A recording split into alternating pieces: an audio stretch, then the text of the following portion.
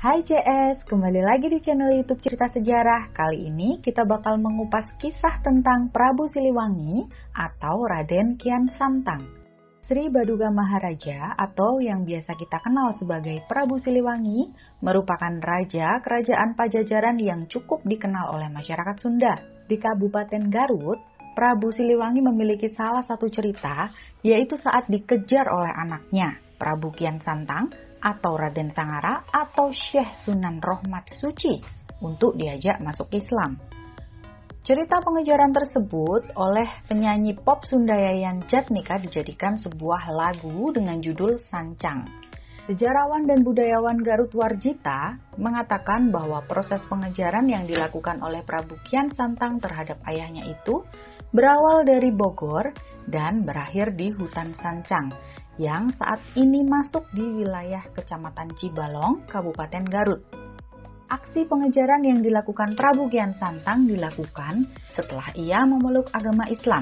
Setelahnya, Prabu Kian Santang mendapatkan tugas untuk bisa mengislamkan sang ayah yang merupakan Raja Pajajaran, Prabu Siliwangi.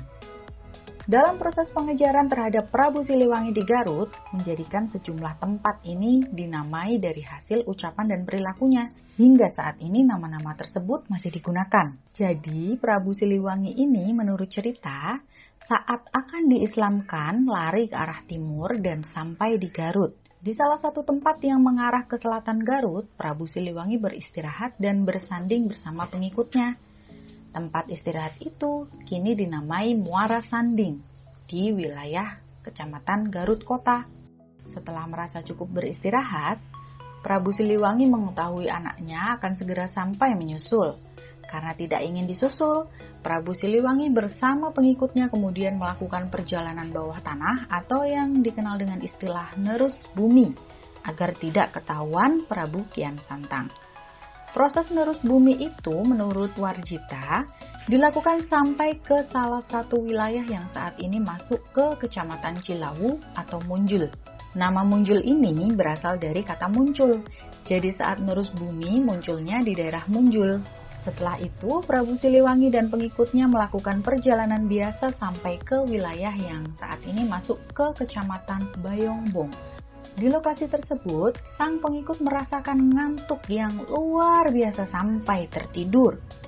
Rupanya, saat tidur itu para pengikut diketahui sampai mendengkur atau dalam bahasa Sunda disebut kerek karena saking capeknya. Prabu Siliwangi yang mengetahui hal tersebut langsung mengucapkan, "Nah, pada kerek? Kenapa pada mendengkur?" Lokasi tersebut saat ini diketahui bernama Padarek yang berasal dari ucapan pada kerek. Perjalanan pun kemudian dilanjutkan sang raja hingga sampai di dataran tinggi yang lokasinya tidak jauh dari Gunung Cikuray. Karena tinggi posisinya membuat dirinya sadar akan terlihat oleh Prabu Kian Santang sehingga mengingatkan pengikutnya, "Awas, bisika tembong," atau "hati-hati, nanti terlihat" oleh Prabu Kian Santang. Karena ucapan itu, lokasi tersebut sekarang dikenal dengan Desa Panembong, Kecamatan Bayongbong. Prabu Siliwangi saat itu bersama pengikutnya kemudian beristirahat di wilayah tersebut, tepatnya di daerah Kabuyutan Ciburut yang sempat membuat tempat istirahat. Lokasi itu sekarang bernama Situs Ciburuy. Di Situs Ciburuy, semua benda pusaka termasuk naskah kuno hingga saat ini masih ada. Di lokasi yang sama juga diketahui terdapat sebuah batu yang dinamai dengan batu pangsujudan atau batu tempat bersujud. Batu itu digunakan Prabu Siliwangi untuk bersemedi sebelum anaknya datang. Dan ketika Prabu Kian Santang sampai di Situs Ciburuy, oleh beliau digunakan untuk bersujud. Saat Prabu Kian Santang menggunakan batu tersebut untuk bersujud, Prabu Siliwangi diketahui sudah bergerak jauh ke arah selatan Garut. Saat ini, situs Kabuyutan merupakan keberlangsungan budaya yang di sana terdapat 4 peninggalan budaya, mulai dari prasejarah, Hindu, Islam, dan kolonial. Bukti adanya peninggalan prasejarah adalah karena adanya punden. Untuk masa Hindu, di sana terdapat pertapaan dan juga naskah kuno. Masa Islamnya juga ada naskah yang kemudian ada tongkat yang digunakan untuk melaksanakan sholat Jumat. Sedangkan untuk masa kolonialnya ada peninggalan cupu manik dan keramik-keramik.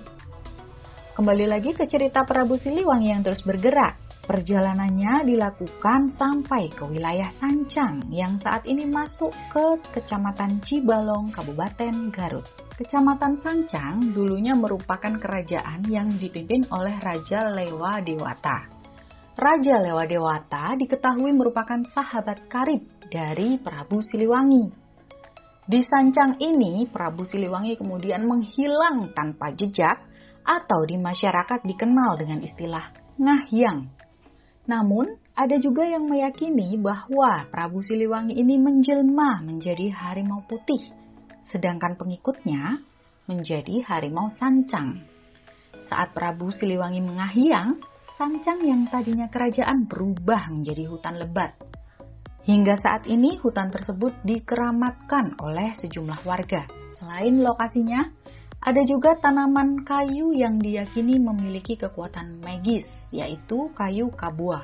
Dalam kepercayaan tradisional Sunda wiwitan, tokoh Prabu Siliwangi dihormati sebagai gambaran pimpinan ideal masyarakat Sunda. Ia dihormati dan diakui sebagai karuhun atau leluhur para menak atau bangsawan Sunda. Dalam kompleks Pura Parahyangan Agung Jagatkarta, di lereng utara Gunung Salak terdapat sebuah candi yang dibangun untuk memuliakan tokoh Sunda Prabu Siliwangi. Pura ini terletak di Kecamatan Taman Sari, Kabupaten Bogor, Jawa Barat. Prabu Siliwangi memberikan petuah kepada keturunannya dalam bentuk wangsit yang disebut Uga Wangsit Siliwangi. Prabu Siliwangi diketahui menikah dengan Subang Larang, istrinya yang seorang muslimah. Anak-anaknya juga memeluk agama Islam, yaitu Walang Sungsang alias Cakrabuana, Kian Santang, dan Raja Sangara.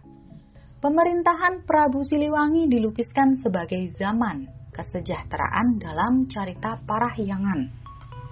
Bahkan, diberitakan kegiatan perdagangan Sunda dengan Malaka sampai ke Kepulauan Maladewa. Jumlah produksi merica bisa mencapai 1000 bahar. Satu bahar terdiri dari 3 pikul. Bahkan hasil tamarin atau asam Jawa dikatakan cukup untuk mengisi muatan 1000 kapal.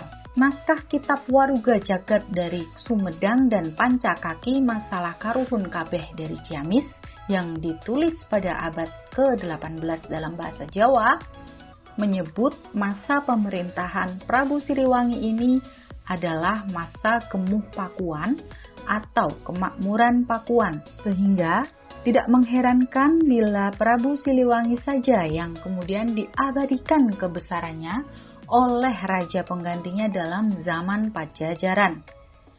Sri Baduka Maharaja alias Prabu Siliwangi dalam Prasasti Tembaga Kebantenan disebut Susuhunan di Pakuan Pajajaran memerintah selama 39 tahun, yaitu di tahun 1482 hingga 1521.